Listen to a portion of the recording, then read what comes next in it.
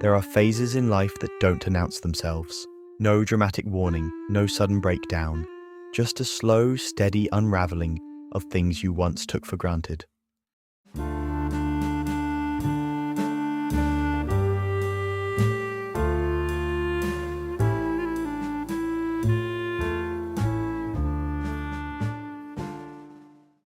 A plan that falls apart, an opportunity that disappears, a relationship that shifts, a path that made sense yesterday but looks blurry today. It doesn't come all at once. It comes in small waves until one day you wake up with a quiet realization. Nothing seems to be going my way. That sentence doesn't come from weakness. It comes from a very human place. The exhaustion you feel when your effort stops matching your outcomes, when you're doing everything you can and life responds with nothing.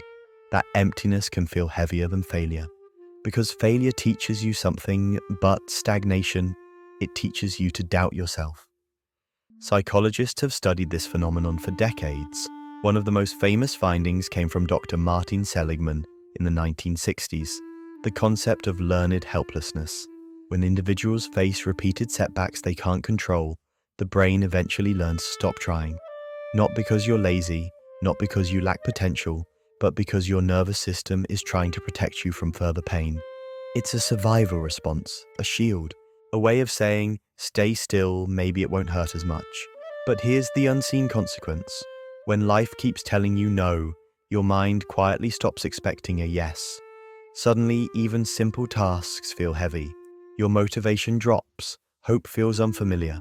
You start playing it safe not because you want to, but because uncertainty now feels dangerous. This is not your fault. It is your biology trying to keep you safe. Humans are wired for predictability. We need a sense of cause and effect to feel in control. But when your effort no longer leads to results, your brain's reward system, specifically the dopamine pathways, begins to dim.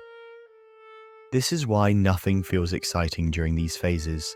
Things that once inspired you now barely move you. Rest doesn't feel like rest because your mind is always half braced for impact. And then comes the emotional drop.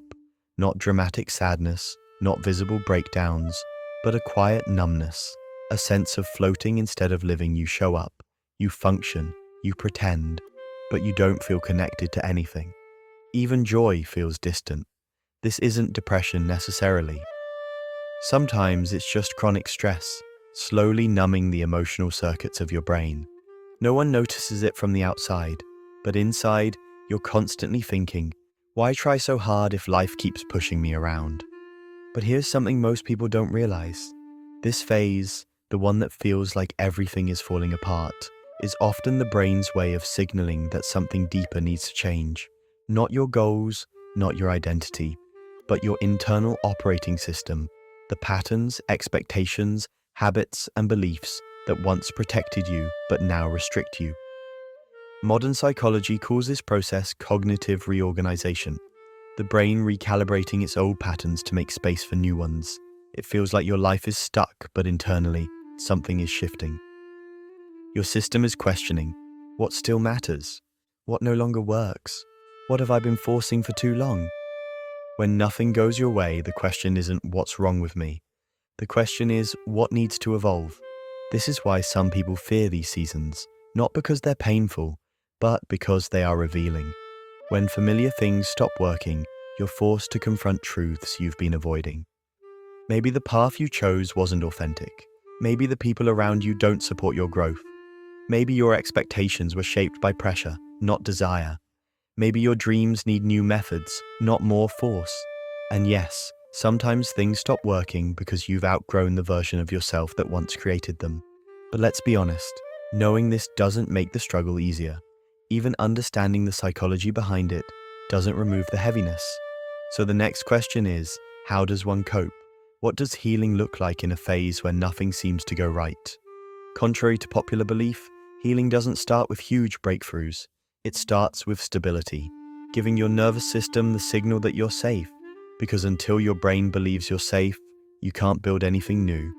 This is why grounding techniques, routines, and small, consistent habits matter so much during difficult phases. They don't solve the problem, but they stabilize the ship long enough for you to find direction again. Even tiny actions help. What psychologists call behavioral activation. Replying to one message, cleaning one corner of your room, taking a 10-minute walk, doing something small that tells your brain you're still capable of movement. These micro movements reactivate your dopamine system. They remind your body that motion is possible. You don't need motivation to start. You need action to generate motivation. And then slowly, clarity returns.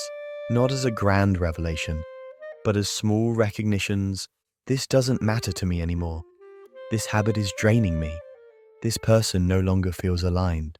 This direction feels heavy. That one feels lighter. This clarity arises naturally when the brain comes out of survival mode. You stop reacting and start seeing.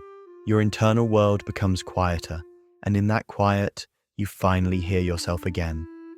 And this is where resilience enters the picture. People often imagine resilience as dramatic strength, heroic, loud, confident. But real resilience is the opposite. It's quiet, it's steady, it's the willingness to continue showing up, not because you're certain, but because you're curious. It's choosing to take one step even when the path is unclear. It's allowing yourself to rest without guilt.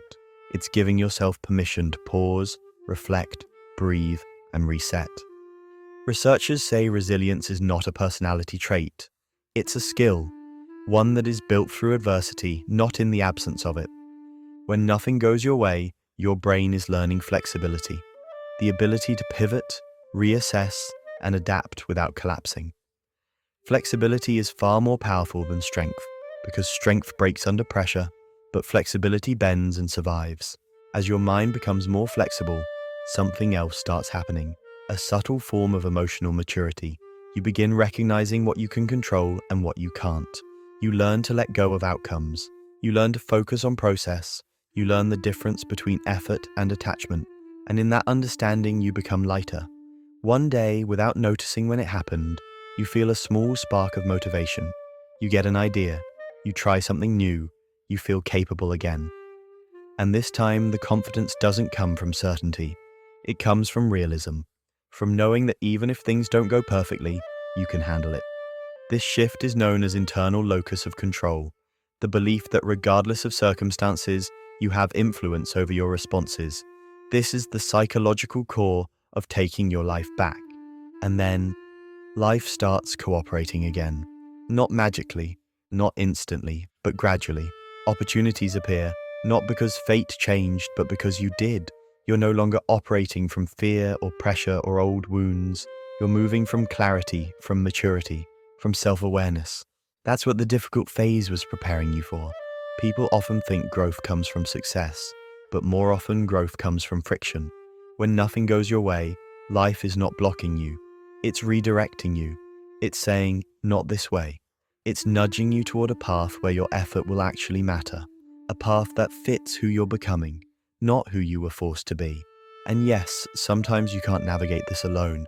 Sometimes the stress is too heavy, the patterns too deep, the anxiety too persistent.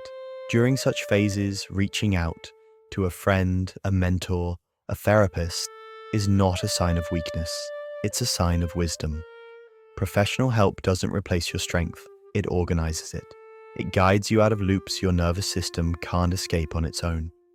In those conversations, you realize something essential. You were never broken.